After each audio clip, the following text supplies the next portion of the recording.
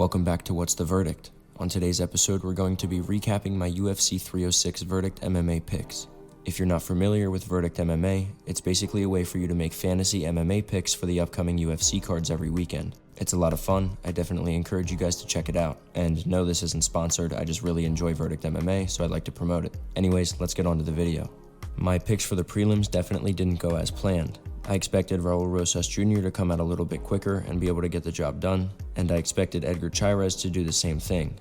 The Edgar Chairez and Joshua Van fight was one hell of a display of violence though, so I can't complain much. This was one of the rougher Verdict MMA cards I've put in a while. Ketlin Souza, Ignacio Bahamondes, and Norma Dumont all had phenomenal performances. The prelims definitely didn't go the way I thought they were going to, but I can't complain because the performances were outstanding. Moving on to the main card, my picks here definitely shaped out better than the prelims.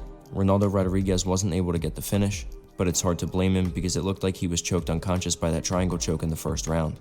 That was a wild performance, and I'm really impressed that Ronaldo Rodriguez was able to get to the end of that fight, let alone get the decision win. Moving on to Daniel Zellhuber versus Esteban Ribovic. I don't like to brag or anything, but I will say this fight went exactly how I thought it was going to go. Prior to this fight, both of these men only had one decision loss on each of their records. I knew both of these fighters were incredibly durable, and that Esteban Ribovic had the tools to edge out the decision. This was definitely my pick of the week for UFC 306. Diego Lopez nearly killed Brian Ortega in the first round and honestly didn't grapple as much as I thought he was going to. It makes sense, Brian Ortega is one of the best grapplers in the division, but I expected a little bit more grappling from the two. And the opposite happened in the co-main event. I thought that Valentina was going to strike a lot more than she did, but she ended up having a dominant performance on the ground. She was able to take down Alexa Grasso almost at will, and was able to secure herself a relatively easy win without taking much damage. Valentina Shevchenko is your new women's bantamweight champion of the world. Moving on to the main event, this is the only fight I guessed completely wrong on the entire main card.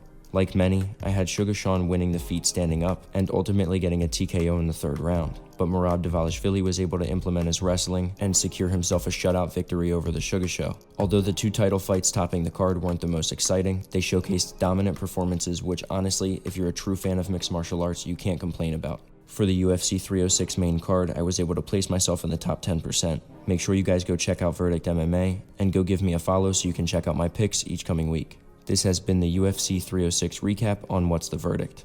From DailyTapouts FC, thanks for watching.